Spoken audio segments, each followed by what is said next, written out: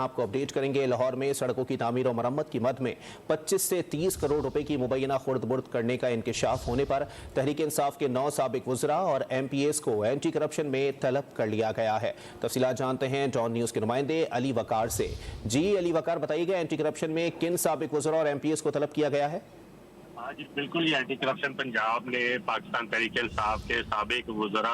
और MPAs को corruption case में मुबैना तौर पर जो एक्सियन हाईवे है उसकी तैनाती के लिए रिश्वत लेने के इल्जाम में है, जो वो तलब किया गया है। अब तक की जो इब्तदाई तहकीकात की है एंटी करप्शन ने, उसमें ये कहा गया है कि मुतलका जो एक्सियन हाईवे हैं उनको तलब करने के लिए 9 अरकान असम्बली ने सिफारिशात पर मबनी एक लेटर जो है वो भेजा था, जिसमें एंटी करप्शन ने साबिक MPA चौधरी आदिल गुजर, साबिक सूबाई वजीर अजमल चीमा, साबिक सूबाई वजीर चौधरी जहीरुद्दीन, साबिक MPA मलिक उमर फारूक, साबिक MPA चौधरी अली अख्तर, सूबाई वजीर दयाल कास्त्रो, साबिक MPA मियां वारिस और मोहम्मद लतीफ नजीर समेत शकील शाहिद को तलब किया और उनको ये कहा है कि वो 28 मार्च को एंटी करप्शन लाहौर में जो मुतलका तहकीकाती टीम है उसमें पेश होकर अपना बयान रिकॉर्ड करवाएं, जो इल्जामात उन पर आयद किए गए हैं उस पर अपनी वजाहत दें। ठीक है, बहुत शुक्रिया अली वकार अपडेट करने के लिए।